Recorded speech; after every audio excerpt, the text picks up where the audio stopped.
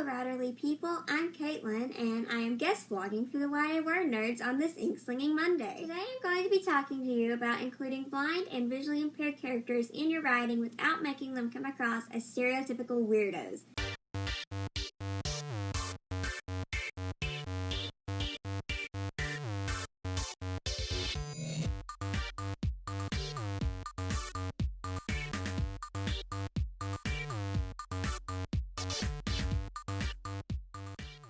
If you couldn't tell by the fact that I'm not looking right at the camera, I am totally blind. I've seen this question come up several times in the past few weeks among the writerly circles, so I've got some general tips for you to get you started. Tip number 1, please, I beg of you, do not tie on a blindfold and try to do things. People think that this will get them in the right mindset to write a blind character, but it really doesn't.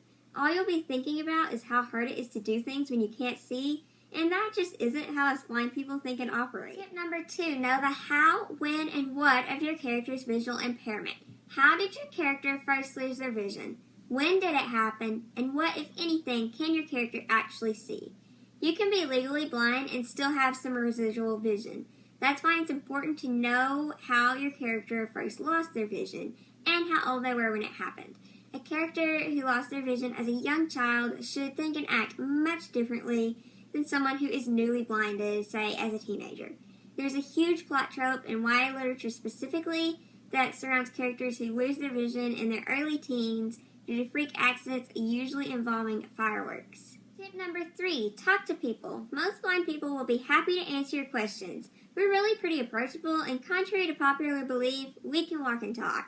Just make sure you talk to someone who has a similar level of vision as your character, because someone who is totally blind will have no clue what it's like to go through life with tunnel vision, and therefore you could get some skewed advice.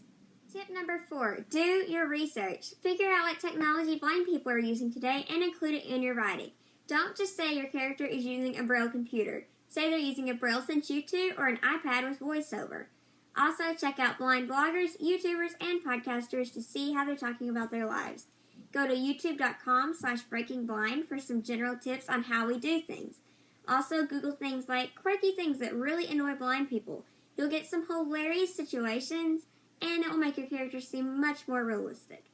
If you want some ideas for awkward situations that your characters can get into, I recently did a podcast series on inkwhичblog.wordpress.com. Just be forewarned that I'm new to blogging and newer to podcasting, so you might read and listen to that at your own risk. Tip number 5. This one probably seems obvious, but find blind beta readers. And again, make sure they have a similar level of vision as your character. I'd also suggest that you find at least 3 blind betas, because all blind people are different, just like all sightlings are different. And that is the last of my 5 basic tips to get you started writing your blind characters. If you've got questions for me, or you just want to go stalk me on Twitter, you can do so at WriterGirl1999. Hopefully you found me helpful, or at the very least humorous, and even if you didn't, happy word nerding, everybody!